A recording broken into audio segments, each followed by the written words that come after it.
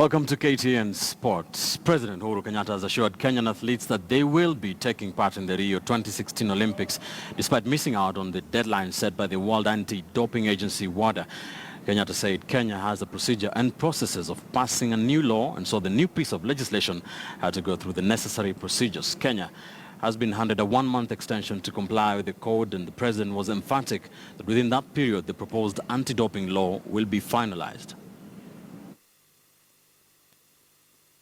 Kenya missed two deadlines to basically create an anti-doping agency, criminalize doping. There have been 40 or so Kenyan athletes who have been involved in doping. Is Kenya at risk of missing the Olympics? Well, we hope not, because but there's a risk.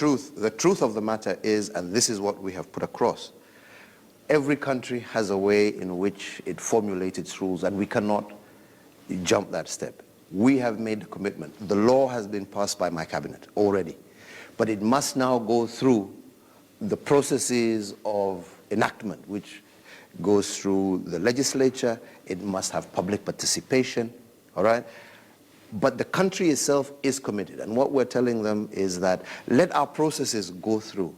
What we are assuring them is that we may not be able to achieve the deadline that they have set, but the deadline should be based on the national legislative process, right? Because that is what should determine for them our commitment or failure to commit.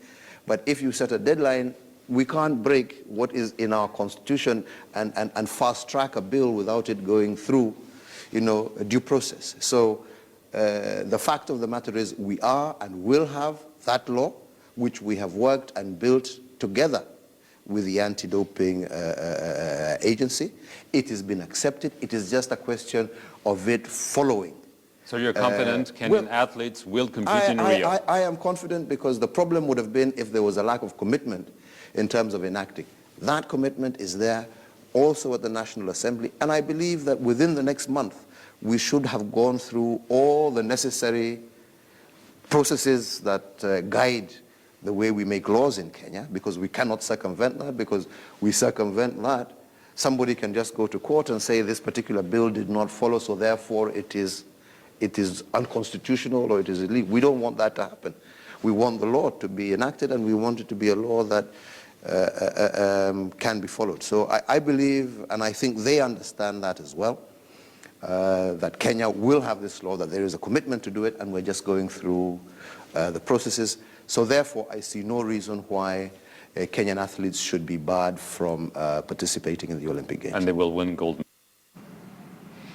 Reasons of smile there for Team Kenya. Now, Kenya Sevens coach Benjamin Ayimba rang changes to his squad that will compete at the next two rounds of the HSBC World Sevens Rugby Series in Hong Kong and Singapore. And these charges will be in action at Hong Kong Sevens starting tomorrow, this Friday. The Homeboys will have to see off Samoa, New Zealand and France in the group matches, and it will not be an easy affair.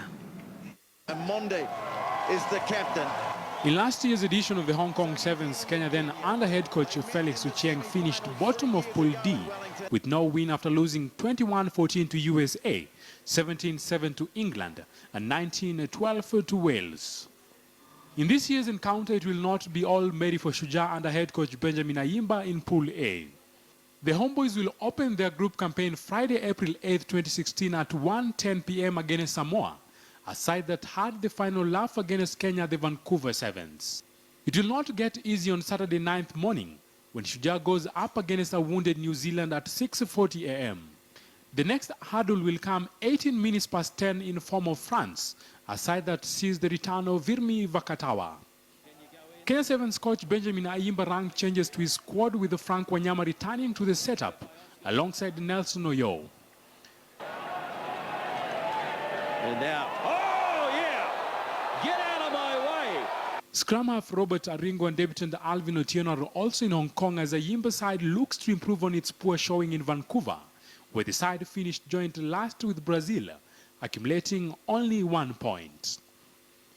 Moses Wahisi, KTN Sports.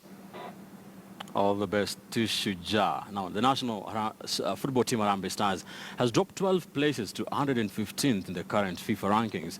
The national team was initially ranked at 103rd place, but its poor show continentally, coupled with the lack of FIFA-recognized international friendly matches, meant that Kenya continues to drop in the FIFA rankings. A new office was voted in early this year.